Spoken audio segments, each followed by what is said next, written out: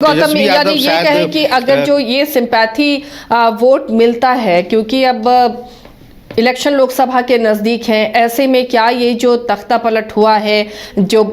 जदयू फिर से एनडीए का पार्ट बन गई है, ऐसे में क्या सिंपैथी वोट राजद को मिलेगा या फिर मध्य प्रदेश की तरह होगा, वहां भी बीजेपी की फिर से सरकार जोड़ तोड़कर बनी कांग्रेस की सरकार को हटाकर, तो वो सिंपैथी वोट नहीं मिला विधानसभा चुनाव में, लेकिन लोकसभा चुनाव अभी तुरंत है बिहार में, तो क्या ये सिंपैथी वोट महागठबंधन को मिल सकता है इस घटना के बाद? देखिए, अभी ये चीज़ें गर्भ में है, ये सवाल भले ही अभी वर्तमान परिस्थिति के लिए प्रासंगिक ना हो, लेकिन जनता के मूड में आसिया जी एक बात बहुत साफ है कि नीतीश कुमार के इस बदलते स्वरूप को जनता भली भांति जान गई है। और एक जो छवि होती है, कहीं ना कहीं उस छवि पे एक धूमिल चेहरा या दागदार कह सकते हैं कि लगातार यदि आप चीज़ों को बदलते हैं, आप रीड नहीं कर पाए, एक बार अगर कोई इंसान ठोकर खाता है तो संभल जाना चाहिए, लेकिन बार बार अगर कोई इंसान ठोकर खा रहा है, बात चाहे तेजस्वी यादव की कहे, 2 बार उन्होंने भी ठोकर खाई, बीजेपी लगातार ठोकर खा करके भी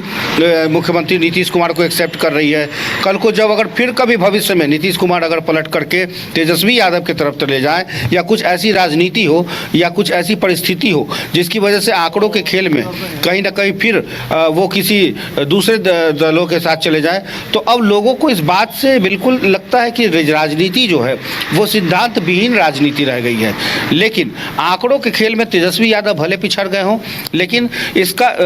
भारतीय जनता पार्टी को इस नीतीश कुमार के आने से कितना फायदा होगा, ये आगामी लोकसभा चुनाव में स्पष्ट तौर पे देखने को मिलेगा। और इसके साथ ही अभी तो युद्ध शुरू हुआ है, इसलिए क्योंकि लोकसभा चुनाव में थोड़े दिन पहले तक जो व्यक्ति को तमाम जो बीजेपी के नेता हैं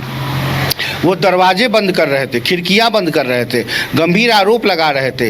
इवन कि जंगल राज पार्ट 2 की नसीहत दे रहे थे, क्या वो आदमी जैसे ही बीजेपी में आता है जंगल राज खत्म हो जाता है, क्राइम खत्म हो जाती है, तमाम चीज़ें विकास की गंगा में बहने लगती है? तो क्या भारतीय जनता पार्टी वाकई एक वॉशिंग पाउडर है? ये जनता जानना चाहती है कि क्या भारतीय जनता पार्टी के पास जो व्यक्ति पहुँचता है वो तमाम भ्रष्टाचारी खत्म हो जाते हैं, वो दूध का धूला हो जाता है? तो ऐसे कई सवाल हैं जो भारतीय जनता पार्टी के नेताओं को, उनके कैंडिडेट को जवाब देना होगा। हाँ, ये अलग बात है कि जिस तरह से रामलला के स्थापना के साथ ही प्रधानमंत्री नरेंद्र मोदी का कद पूरे देश में एक राममय हुआ है, उस राममय तस्वीर के साथ जब कर्पूरी ठाकुर को देश का सर्वोच्च सम्मान दिया गया, इसके लिए भी केंद्र सरकार को धन्यवाद दिया गया। और अब जब परिस्थितियां बदली है तो नीतीश कुमार का मन बदला है, और नीतीश कुमार के बदलते मन ने एक बार बिहार की सियासत बदल दी, और इस बदलते सियासत में लोकसभा चुनाव में कितना इसका फायदा होगा यह जनता तय करेगी, क्योंकि जनता ही तय करती है कि कौन सदन में पहुंचेगा और कौन मुख्यमंत्री बनेगा। लिहाजा ये जरूर है। एक और दिलचस्प तस्वीर दिखी गौतम, शपथ ग्रहण के वक्त जब राजेंद्र मंडप में पहुंचे नीतीश कुमार, जो चिराग पासवान लगातार नीतीश की नीतियों का विरोध करते थे, और उन्होंने आज तक कहा कि सिर्फ एनडीए के वो पार्ट हैं इसलिए वो शपथ ग्रहण में जा रहे हैं, लेकिन नीतीश की विचारधारा के हमेशा से वो विरोधी रहे हैं। लेकिन आज जब नीतीश कुमार पहुंचे तो बहुत गर्मजोशी से चिराग पासवान मिले, उनका पैर छूकर आशीर्वाद भी लिया। चिराग पासवान को लेकर नीतीश कुमार के मन में अभी भी वो द्वेष, वो दुश्मनी, वो रंजिश साफ तौर पे झलकती है। इसके पहले भी जब तेजस्वी यादव ने चिराग पासवान को अपने घर पर आमंत्रित किया था, उस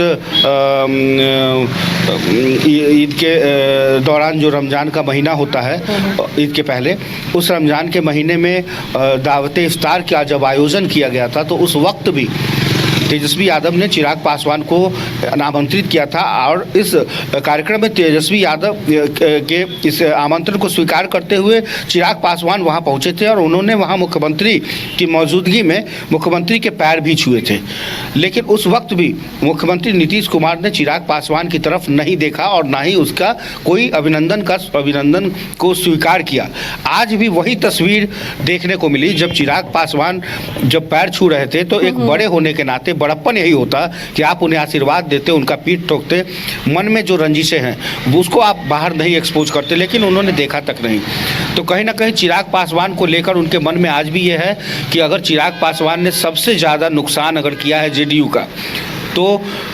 चिराग पासवान ने किया है। और यही कारण है कि वो लगातार मन से भी चिराग पासवान के ऊपर अपनी दुश्मनी जाहिर करते रहे हैं। चिराग पासवान जहां से चुनाव लड़ते हैं जमुई, वहां भी उन्होंने अपने 2-3 ऐसे नेताओं को लगा रखा है कि जहां पर वो कभी जीत नहीं सकते। आगामी लोकसभा चुनाव में बहुत दिक्कतें होंगी उनको। और इतना ही नहीं,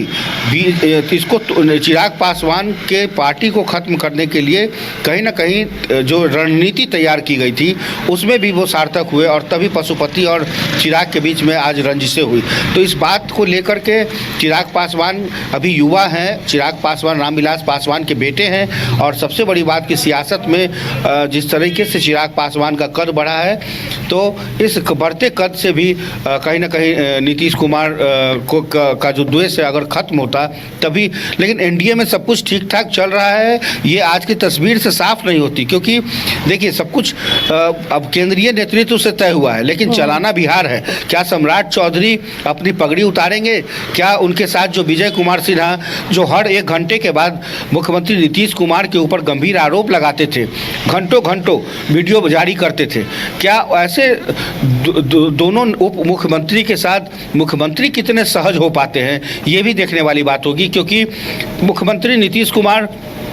ज़्यादा दिनों तक किसी के साथ नहीं रहते, चाहे वो परिवार हो, चाहे वो कोई नेता हो, चाहे वो गठबंधन हो। इनके अगर इर्द गिर्द कोई नेता अगर बार बार किसी की शिकायत करता हो, वो तुरंत मान जाते हैं। तो कहीं ना कहीं नीतीश कुमार अभी आने वाले दिनों में कितने दिनों तक ये गठबंधन चलेगा, ये कह पाना भी बहुत ही आश्चर्य की बात होगी। और मैं तो बिल्कुल भी नहीं कह पाऊंगा कि कल को किसने देखा राजनीति में, क्योंकि अब दावा भी नहीं कर सकते। राजनीति संभावनाओं का खेल है, और कभी भी कोई किसी का यहाँ परमानेंट दुश्मन नहीं होता है। भले ही एक दूसरे को आप पानी पी पी कर कोसे, लेकिन पल में फिर वो पूरा इक्वेशन बदल जाता है। चलिए गौतम, शुक्रिया इस तमाम जानकारी के लिए। तो फिलहाल अब नए गठबंधन में नीतीश कुमार, और कल की सुबह बिहार की सियासत के लिए भी काफ़ी अहम होगी, क्योंकि नई सरकार, नया तेवर, नया कामकाज, लेकिन चेहरा वही पुराना रहेगा। मुख्यमंत्री का नीतीश कुमार ही 9वीं बार मुख्यमंत्री बने हैं, और अब विपक्ष में एक मजबूत विपक्ष के तौर पर महागठबंधन नजर आएगा, क्योंकि आने वाले दिनों में बजट सत्र है, और ऐसे में महागठबंधन पूरे मजबूती के साथ इस नई सरकार को घेरने की कोशिश करेगा।